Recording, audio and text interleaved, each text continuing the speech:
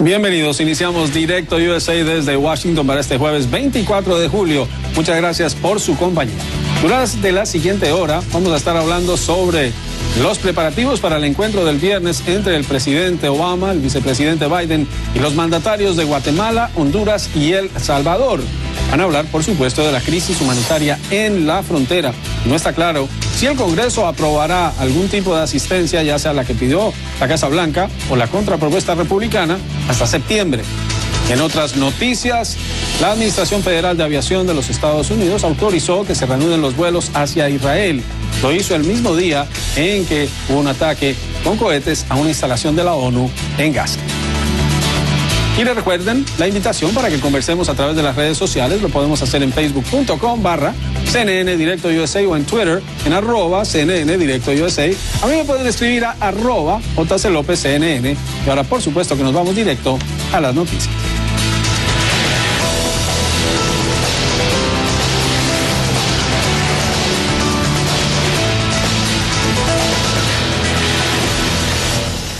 Y como les hemos anunciado, mañana una importante reunión en la Casa Blanca. Los presidentes de El Salvador, de Honduras y de Guatemala reunidos con el presidente Obama, el vicepresidente Biden. Y para hablar sobre esa reunión y sobre lo que esperan proponer, me acompaña en nuestros estudios el presidente de Guatemala, Otto Pérez Molina. Muchas gracias, presidente. Gracias por esta entrevista y por visitar nuestros estudios. Bueno, ¿cuál es su objetivo en esa reunión? ¿Qué es lo que trae usted a la Casa Blanca para conversar con el presidente Obama? Bueno, realmente traemos dos cosas que yo diría son las que tenemos que discutir y el día de hoy, quiero contarle, Juan Carlos, también estuvimos en el Congreso y también con senadores para estar hablando de esos temas.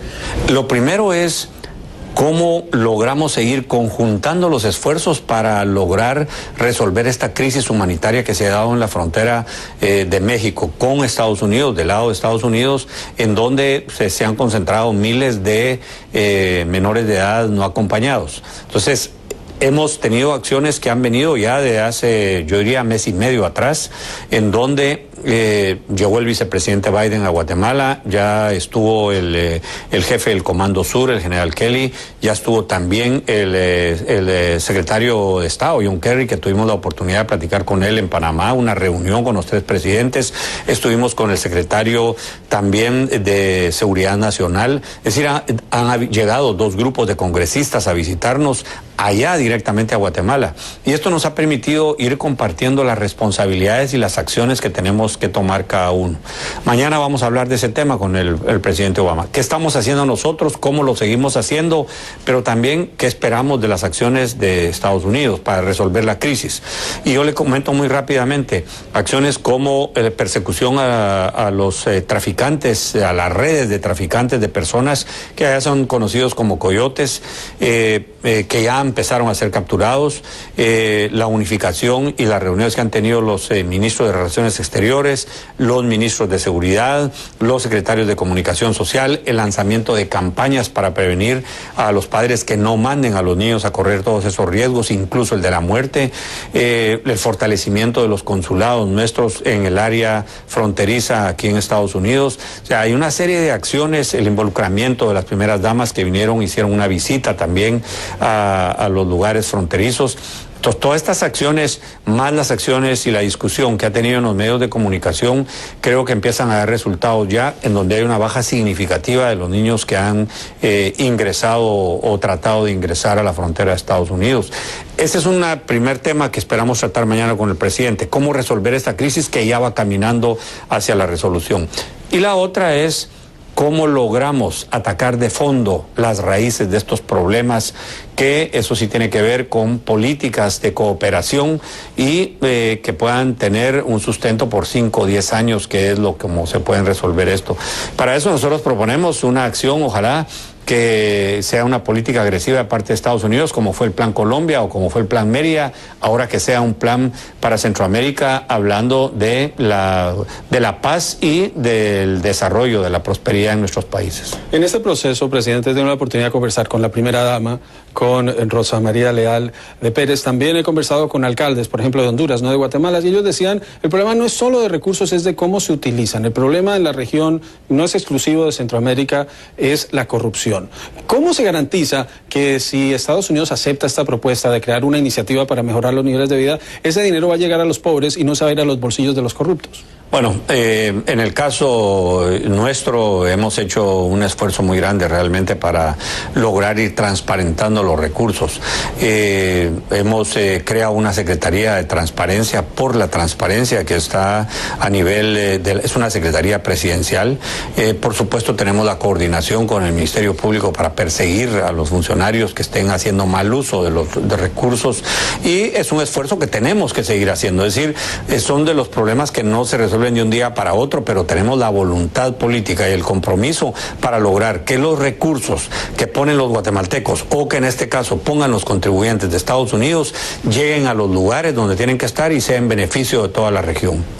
Mencionaba usted Plan Colombia. Plan Colombia es una iniciativa con la que se hizo un combate directo al narcotráfico en ese país, en donde Estados Unidos ponía recursos muy importantes y ponía elementos muy importantes, pero la mayor parte del dinero la puso Colombia. ¿Estiman que algo similar pueda ocurrir? Porque aquí en Washington, en círculos del gobierno, se habla de corresponsabilidad y se habla de lo que debe hacer Guatemala, en este caso, su país, para resolver la crisis que se vio en Estados Unidos. Yo creo que sí.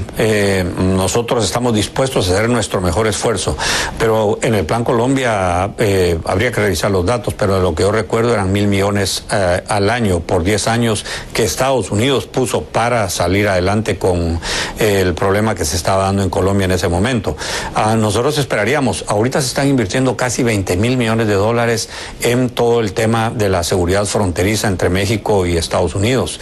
Yo creería que con un 10% de eso, si se va a desarrollar un plan en los países de Centroamérica que están migrando hacia Estados Unidos, estaríamos haciendo una inversión que sería mucho más rentable que seguir invirtiendo en incrementar el número de los elementos de patrulla fronterizas o de albergues o de una serie de gastos que se hacen.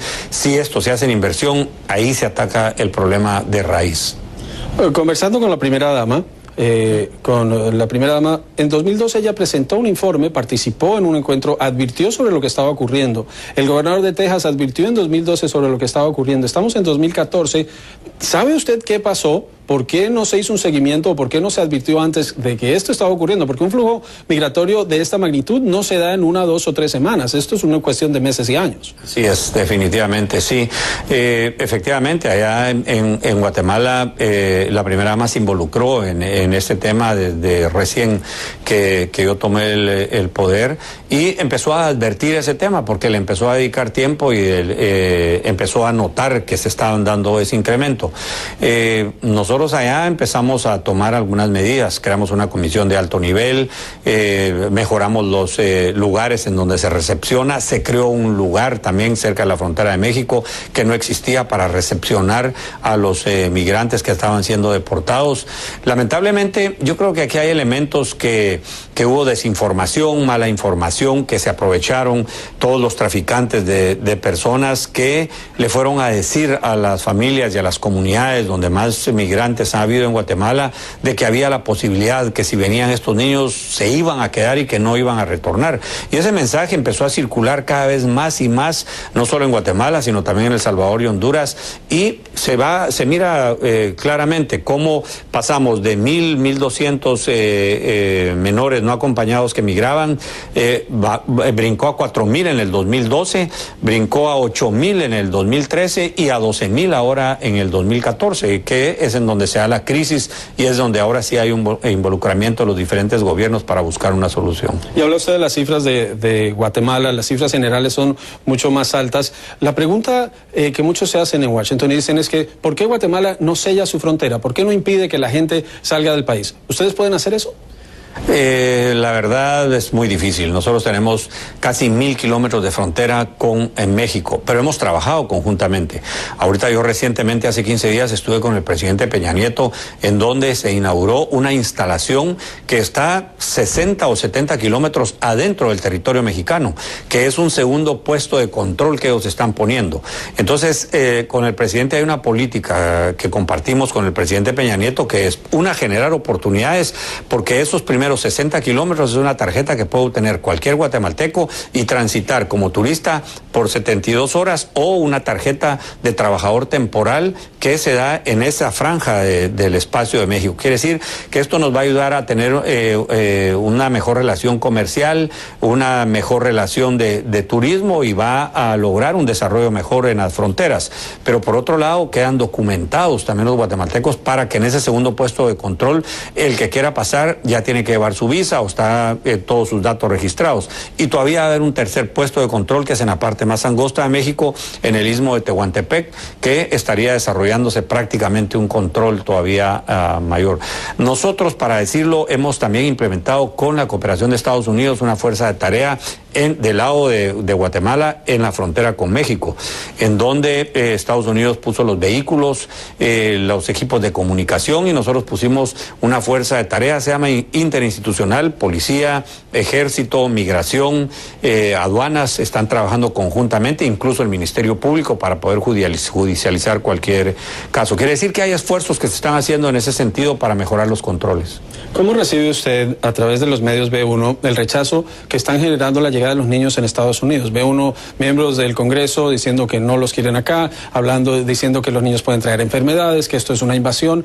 Es una minoría, pero es una minoría que hace mucho ruido. ¿Cómo ve usted personalmente que se refieran así a menores que vienen de su país? Bueno, yo creo que eso son comentarios que realmente no tienen la visión que debe tener. Esto debe tener una visión integral y debe ser una visión fundamentalmente humanitaria. Al final son niños, no son delincuentes los que están llegando, no es que vengan enfermos tampoco, sino no aguantarían hacer toda esa travesía, pero no deja de tener un poco eco estos comentarios que se hacen. Pero yo le quiero contar que hoy tuvimos dos sesiones en el Congreso, una sesión en el Senado de Estados Unidos, y hubo mucha disposición, mucha apertura y la voluntad puesta de manifiesto para trabajar, que es un problema conjunto y que lo tenemos que trabajar también conjuntamente.